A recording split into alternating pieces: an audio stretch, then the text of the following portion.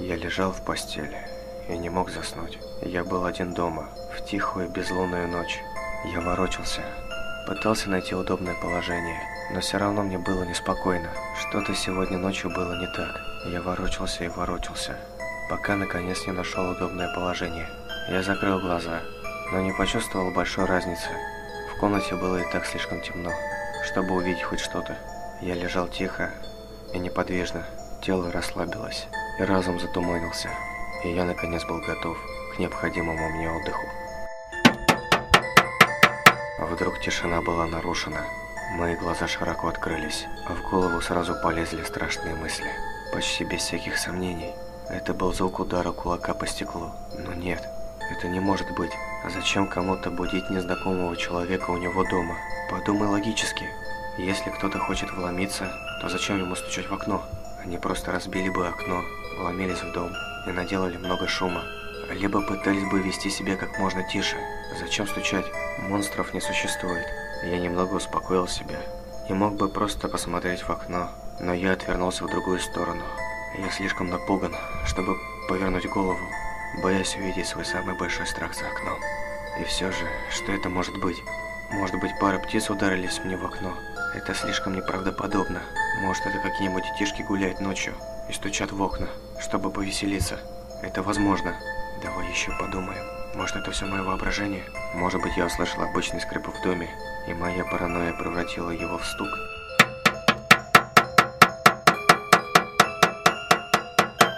Нет, определенно это не мое воображение. Эти чертовы дети постоянно шалят. Они не сдадутся, пока не получат какой-то реакции. А может быть, какой-нибудь ужасный урод стоит на улице, который только и ждет, когда я выйду, чтобы напасть на меня. Не будь параноиком. Кроме того, он снаружи, а я внутри.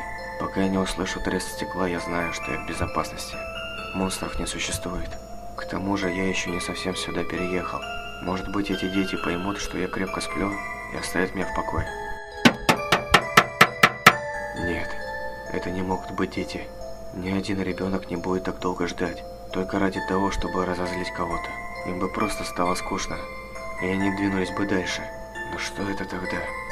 Почему серийный убийца из всех людей на свете выбрал именно меня? Подумай логически. Монстров не существует. Не будь параноиком. Они снаружи, я внутри. Пока я не услышу треск стекла, я в безопасности. Но если это не монстр и не убийца, тогда кто?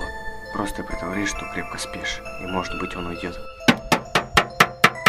О боже, я не могу не думать об этом стуке. Я ненавижу этот непрекращающийся стук. Пожалуйста, уходи. Оставь меня в покое. Я теряю надежду. Кто бы это ни был, он собирается зайти внутрь и сделать со мной что-нибудь ужасное.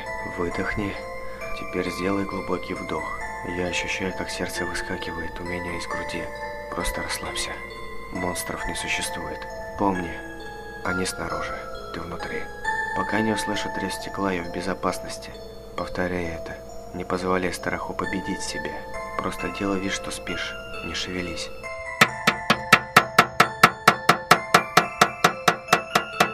Помни, они снаружи, ты внутри.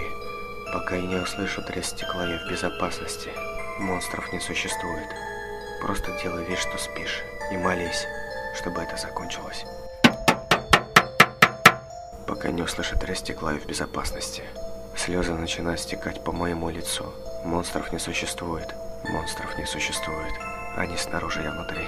Пока я не услышу треск стекла, я в безопасности.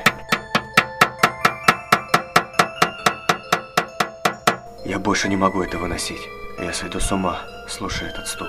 В конце концов, если я посмотрю, кто там, я успокоюсь, сделаю глубокий вдох и повторяю себе еще раз. Они снаружи, я внутри. Пока я не услышу треск стекла, я в безопасности. Я делаю еще несколько вдохов. Мое сердце стучит с такой силой, что готово вырваться из груди. Я медленно поворачиваю голову к окну. Мое сердце останавливается, и я слишком напуган, чтобы кричать или пошевелиться.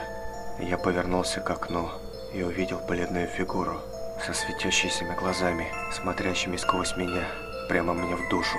Ужасная ухмылка расползается по его лицу. Все это время оно стояло внутри, стуча в мое окно.